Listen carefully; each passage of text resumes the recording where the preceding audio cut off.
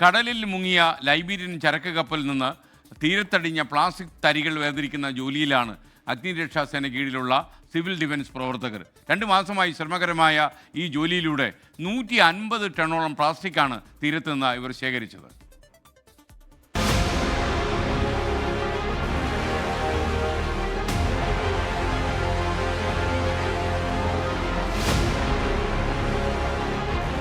കൊച്ചിയിൽ മുങ്ങിയ കപ്പലിലെ കണ്ടെയ്നറുകളിൽ നിന്നുള്ള പ്ലാസ്റ്റിക് അടക്കമുള്ള സാധന സാമഗ്രികൾ നമ്മുടെ തീരങ്ങളിൽ വലിയ വെല്ലുവിളിയും ഭീഷണിയുമാണ് ഉയർത്തുന്നത്. തീരപ്രദേശത്തെ അതിൽ നിന്നും മോചിപ്പിക്കാനായി പരമാവധി ശ്രമം നടത്തുകയാണ് കേരള ഫയർഫോഴ്സിന് കീഴിലെ സിവിൽ ഡിഫൻസ്. അവരുടെ ശ്രമങ്ങളാണ് ഈ കാണുന്നത്.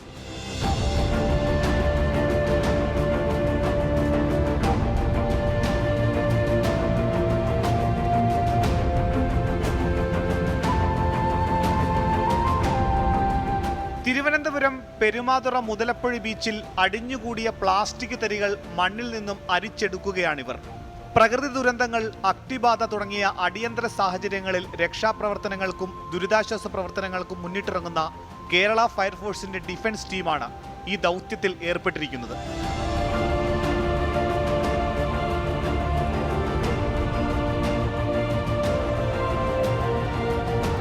ചെറിയ മുത്തുപോലുള്ള ആകൃതിയിൽ പ്ലാസ്റ്റിക് ഉൽപ്പന്നങ്ങൾ നിർമ്മിക്കുന്ന അസംസ്കൃത വസ്തുക്കളാണിത്.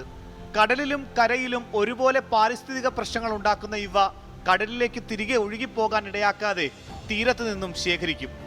വർക്കല, ആറ്റിങ്ങൽ, വെഞ്ഞാറമൂട്, കല്ലമ്പലം ഫയർഫോഴ്സ് നിലയത്തിൽ നിന്നുള്ള 200ഓളം സിവിൽ ഡിഫൻസ് അംഗങ്ങളാണ് 2 മാസത്തോളമായി ഈ ജോലിയിൽ ഏർപ്പെട്ടിരിക്കുന്നത്.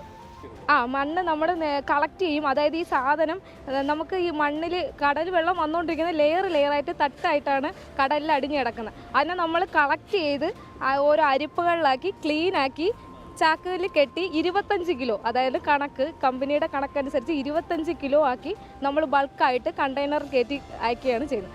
തീരപ്രദേശത്തെ പഞ്ചായത്തുകളിൽ നിന്നുള്ള 50ഓളം കുടുംബശ്രീ അംഗങ്ങളെയും ഡിഫൻസ് ടീമിന്റെ ഭാഗമാക്കിയിട്ടുണ്ട്. ബുദ്ധിമുട്ടാണ്. നല്ല വെയിലുണ്ട്, നല്ല വെയിലുണ്ട്, നല്ല ചൂടുമുണ്ട്. വെയില് പ്രശ്നമില്ല. ചിലപ്പോൾ ബുദ്ധിമുട്ടുള്ളപ്പോൾ നമ്മളൊന്ന് മാറി നിൽക്കും. ബാക്കി ചെയ്യുന്നുണ്ടല്ലോ അവർ. വേറെ പ്രശ്നങ്ങളൊന്നും തോന്നിയിട്ടില്ല. കുഴപ്പമില്ല. ഞങ്ങൾ ഈ സേവനം രംഗത്ത് വന്നവരാണല്ലോ. സിവിൽ ഡിഫൻസ് എന്ന് പറയുമ്പോൾ ഞങ്ങൾക്ക് അതാണ് ഞങ്ങളുടെ മുഖ്യ ലക്ഷ്യം. ദുരന്ത നിവാരണം ക്യാമ്പയിനാണ് നമ്മുടെ ലക്ഷ്യം. അപ്പോൾ അതിനിടയ്ക്ക് ഞങ്ങൾക്കത് വലിയ ബുദ്ധിമുട്ടല്ല. സാലറി ആയാലും ഞങ്ങൾക്ക് വലിയ ബുദ്ധിമുട്ടായിട്ട് തോന്നുന്നില്ല. തിരുവനന്തപുരം ജില്ലയിൽ വേളി, വർക്കല, പൊഴിയൂർ എന്നീ ബീച്ചുകളിലാണ് മണ്ണരിച്ചുള്ള ഇത്തരം ശുചീകരണ പ്രവർത്തനം. മറൈൻ എമർജൻസി റെസ്പോൺസ് സെന്ററിന്റെ കീഴിലാണ് ശുചീകരണ പ്രവർത്തനങ്ങൾ ഏകോപിച്ചിരിക്കുന്നത്. 24 തിരുവനന്തപുരം. ലോകത്തെവിടെയായാലും ഏത് സമയത്തും 24 വാർത്തകളും ഓഗ്മെന്റഡ് റിയാലിറ്റി പാക്കേജുകളും എക്സ്പ്ലെയിനറുകളും വിശദമായി കാണാൻ ഞങ്ങളുടെ യൂട്യൂബ് ചാനൽ നിങ്ങൾക്ക് സബ്സ്ക്രൈബ് ചെയ്യാം.